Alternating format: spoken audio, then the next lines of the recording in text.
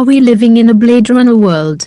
The 1982 sci-fi film imagined a dystopian metropolis in November 2019. But, now we've caught up, to what extent did it really predict our present reality? Asks David Barnett. The city stretches as far as the eye can see, the lights in the packed together buildings shine, unlike the stars which are invisible in the smog-filled night sky. Flames belch from gigantic industrial towers. A vehicle flies into the scene, then out again, heading towards two monstrous pyramids. An increasingly anxious man undergoes a verbal test conducted by his supervisor at the Tyrrell Corporation, housed in the vast ziggurats. It doesn't end well. We cut to another flying car, negotiating the narrow avenues of the city, framed against a digital hoarding, stories tall, featuring an Asian woman advertising snack foods. A booming voice cheerfully tells the unseen but presumably multitudinous denizens of this strange future world that a new life awaits them in the off-world colonies. More like this, the end of the gangster movie as we know it last Christmas is a festive flop, what the Joker says about the world, except, of course, it isn't the future, not anymore. This is Blade Runner, the 1982 movie directed by Ridley Scott, very loosely based on Philip K. Dick's 1968 novel Do Androids Dream of Electric Sheep, and telling the story of Rick Deckard, a cop who works for the LAPD, tracking down and retiring replicants, genetically engineered, almost human artificial people whose presence on Earth is illegal, following a replicant revolt on one of Earth's off-world colonies. Blade Runner is no longer science fiction. It's a contemporary thriller. This may sound far-flung from our own reality, but as the opening credits tell us, the film is set in Los Angeles, November 2019. In that sense, Blade Runner is no longer science fiction. It's a contemporary thriller. The question is, in the 37 years between Blade Runner's release and its setting, our present, how close have we come to the future presented in the movie? On one hand, there are parts of its vision of 2019 that feel jarringly old-fashioned. There is no internet, and when we first meet Deckard he's reading an actual newspaper, sheltering from the rain by the window of a shop that is selling bulky old cathode ray television sets. Meanwhile, when Deckard performs the Voight-Kampff test, an examination designed to distinguish replicants from humans via their emotional responses to verbal questioning, on Sean Young's Rachel, the assistant of Eldon Tyrrell, the boss of the company that makes replicants, she is smoking a cigarette in an office. The world of Blade Runner is one in which the fictional Tyrrell conglomerate dominates alongside other, real-life corporations, that feature on some of the film's massive neon advertising hoardings, tempting fate as to whether the businesses active in 1982 would still be going in 2019. Coca-Cola was a fairly safe bet, but Pan-Am, whose logo we glimpse in the opening scene, wasn't. The airline went out of business in 1991. On the other hand, we are still catching up with much of its technology, of course, though some elements are now not far beyond the bounds of possibility. A German company, Lilium, announced last month that the flying car it is developing could be in use as a taxi service by the year 2025.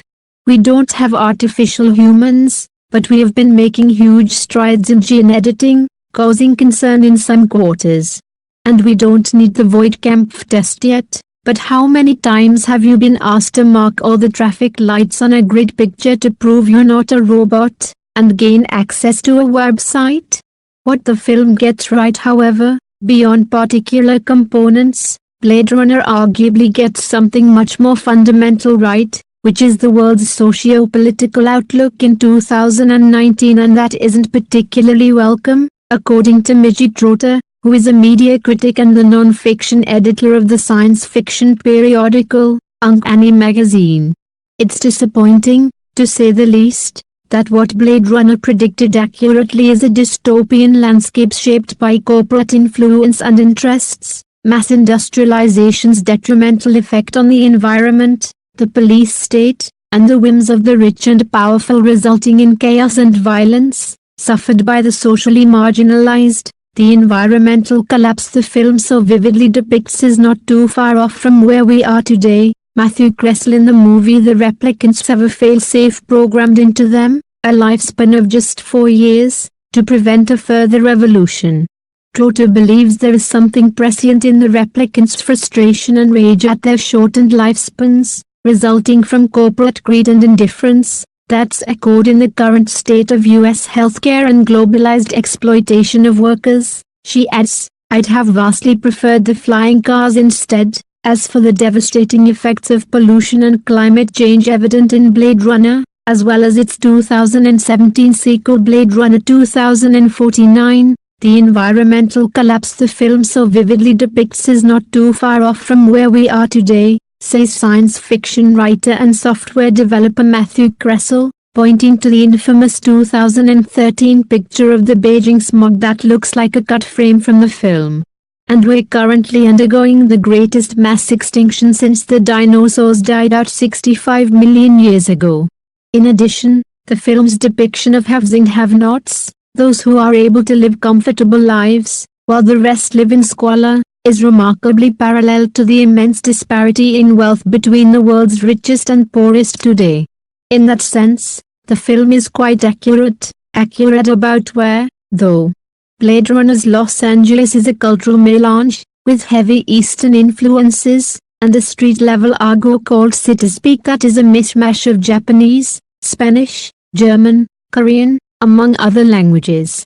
Trotter, who is Filipino-American, says the film is an example of how pervasive the use of exotic Asian pastiches in science fiction stories that seem to have no problem with taking the surface bits of non-European cultures to spice things up, while neglecting to include any significant characters of color in those stories. As in Kressel's comment above, Beijing has been a frequent reference point when discussing Blade Runner's Metropolis, and that's where award-winning science fiction author Mary Robinette Kowal has just returned from. Is the Chinese megacity more representative of the Blade Runner aesthetic than present-day LA, I wonder? The smog was no joke, so in that respect, yes, says Kowal. But in the parts of Beijing that I was in, I saw a significant overlap of the old and the new. Each seemed equally celebrated. Aside from the air quality, it was a clean, modern city, interwoven with historic areas. What's the point of sci-fi? Is the question of whether Blade Runner in 1982 correctly predicted the world of 2019 even a valid one, though? Is it science fiction's job to be predictive, or to just entertain? Or, perhaps, something more?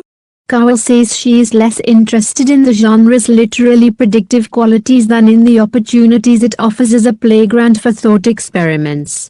It allows us to tip our world to the side and look at the interconnected tissues and then draw logical chains of causality into the future. The best SF remains relevant, not because of the technology in it, but because of the questions it forces us to ask.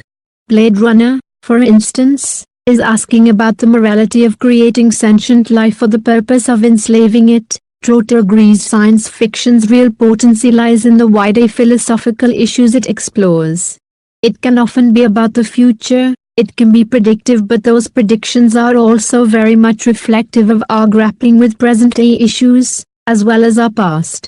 If there's any job that science fiction, and fantasy, has, to paraphrase authors Ijima Oluno and N.K. Jemisin, it's to help us imagine entirely new ways of being, to move beyond reflexively recreating our past so we can envision other ways of living outside the systems, oppressions, and societal defaults we've internalized and normalized. We have fetishized Blade Runner's dystopian vision. Look at much art depicting the future and you'll find echoes of the film. Matthew Kressel Kowal's latest novels, The Calculating Stars and The Fated Sky, envisage an alternate history US, where a woman mathematician and pilot leads humanity's mission to colonize other worlds, as an apocalyptic climate change bears down on the Earth. The author says that Blade Runner shaped a lot of our ideas of what the future looks like. If we think of broad strokes, I think it did surprisingly well. Pollution, talking to our computers, corporations running the country, and the ethical questions of who is considered a person. If we talk about specifics, flying cars exist but are always going to be a terrible idea, so I'm fine with not having those in the mainstream. If not necessarily predictive, science fiction can also prove to have a symbiotic relationship with the present. Cowell says, so many people in STEM fields cite science fiction films or books as their inspiration for an invention. Did Star Trek invent the flip phone, or cause it to come into being? Did 1984 predict the Big Brother state or prevent it from being pervasive, and it can also provide a warning for us to mend our ways? Nobody, surely, would want to live in the November 2019 depicted by Blade Runner, would they? Don't be too sure, says Kressel. In a way, Blade Runner can be thought of as the ultimate cautionary tale, he says. Has there ever been a vision so totally bleak, one that shows how environmental degradation, dehumanization and personal estrangement are so harmful to the future of the world? And yet, if anything, Blade Runner just shows the failure of the premise that cautionary tales actually work. Instead, we have fetishized Blade Runner's dystopian vision. Look at most art depicting the future across literature, film, visual art, and in almost all of them you will find echoes of Blade Runner's bleak dystopia. Blade Runner made dystopia cool, and so here we are, careening towards environmental collapse, one burned hectare of rainforest at a time. If anything, I think we should be looking at why we failed to heed its warning. Please save trees and nature. Please subscribe my channel. Thank you. Are we